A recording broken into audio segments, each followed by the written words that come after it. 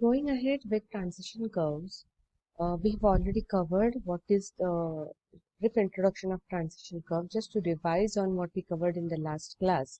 What are transition curves? They are basically intermediate curves which are provided at the end of the straight road and before the beginning of a circular curve. So again, so giving you an example. So let's say you are trying to join these two straight roads. Okay.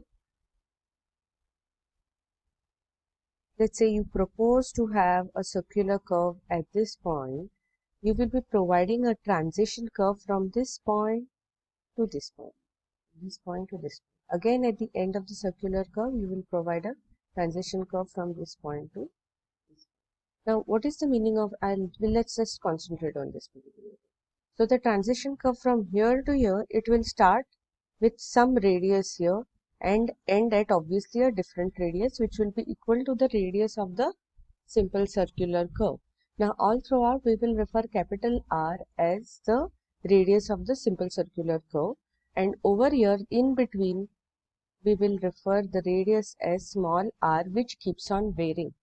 So at this point this small r will be infinity, and then eventually it will go on decreasing till it reaches the radius of the simple circular curve, which we are going to denote it as capital R. Okay. Now, why are these transition curves provided? First and foremost, they are provided because you don't want the driver who's commuting on the road to have a sudden change in the steering. So you give the driver time to uh, react to the fact that now no more he's going to drive on a straight road. He has to keep continuously rotating his steering. So over here, the driver is going with steering held straight, and then from this point he will go on turning this steering, and then at this point he has sufficient time to react to the fact that it's a steep curve. Then again it's other way around. You don't want the driver to suddenly go back to the straight path, so you're giving that time to the driver to react to the fact that alignment is changing from curve to straight road. So why do we need this transition curve? Not just because the driver should get time to react to the alignments of the road. The driver also needs to understand the safety, or in other words, when we are constructing the road, we should know that there are different forces which are going to act on a straight path and a curved path. And what we do from the safety point of view during the construction, we provide a super elevation. Correct? Where will the super elevation be provided in this case? It will be provided at the outer end. So you are going to provide super elevation somewhere here. Correct? So your curve is starting here. So you are going to provide super elevation here all throughout this side. Now, if you can understand the super elevation on transition curve as compared to that with the circular curve. So we had a transition curve somewhere between this point, and this is a simple curve.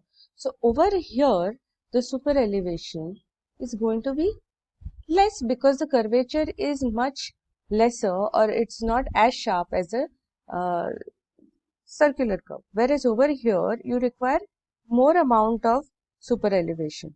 So then the rate at which your radius is changing has to be equal to the rate at which you're going to increase the super elevation, right? So there are these are the criteria which we are going to consider when we are going to design this transition curve. Now, what are the types of transition curve? There are multiple types, but primary classification would be into these three classes: spiral or ideal transition curve, or it is called clothoid, or it's also called a Glover spiral. Okay, and the second one is cubic parabola, and third one is lemniscate. In the figure you can see the first one, that is inside one, is the spiral. Okay, and this one which is right at the end, this one is a cubic parabola, and the one which is in between is Bernoulli's lemniscate. There are other curves also. There is a sine curve. There are also cosine curves. Okay, but we are going to concentrate on these three types of curves. Now the first type of transition curve is an ideal transition curve. Okay? If you can see the image very clearly, this is the point of tangency T. So before this T, you consider the alignment of the road as a straight line. Okay? Then from B to D, we have a simple curve. And between T and B, we have a transition curve. Okay? The chord length will be, all the chord lengths will be designated by alphabet small l. Okay? And the full length will be designated by the alphabet capital L suffix S. So over here, this dotted line is small l and the full length will be considered as capital L S. Okay.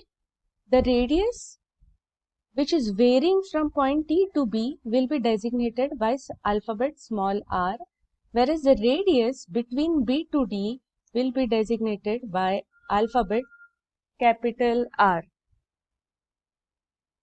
Okay, so now over here the other parts of the curve that you need to look at is this angle is phi. If it's not visible, I will write it again. Okay, so what is phi? Phi is the deflection angle between the tangent drawn at the end of the transition curve and at the beginning of the transition curve.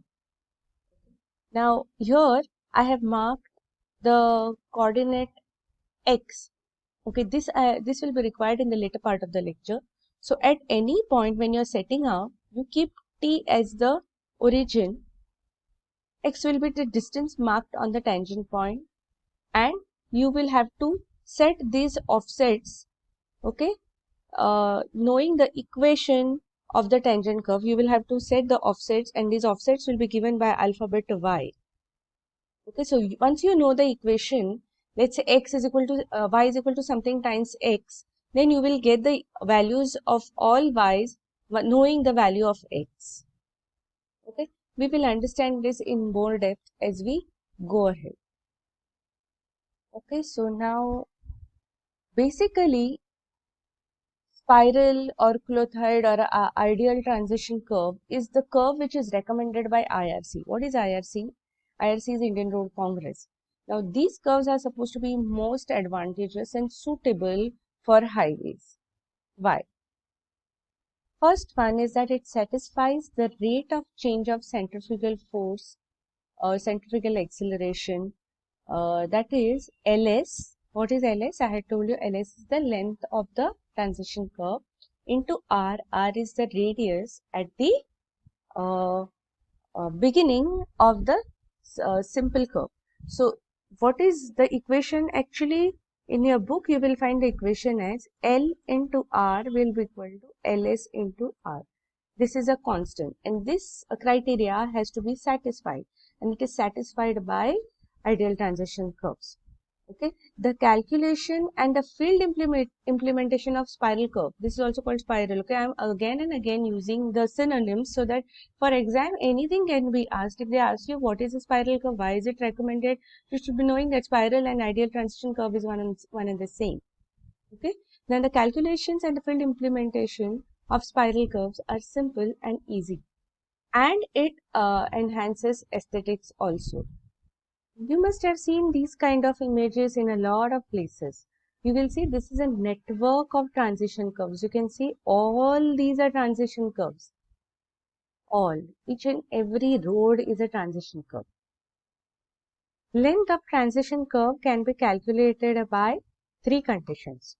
First one is based on rate of change of acceleration. Second one is based on rate of change of super elevation and extra widening. And third one is an empirical formula which is given by IRC. Okay, so we'll go into the details of this in the next video.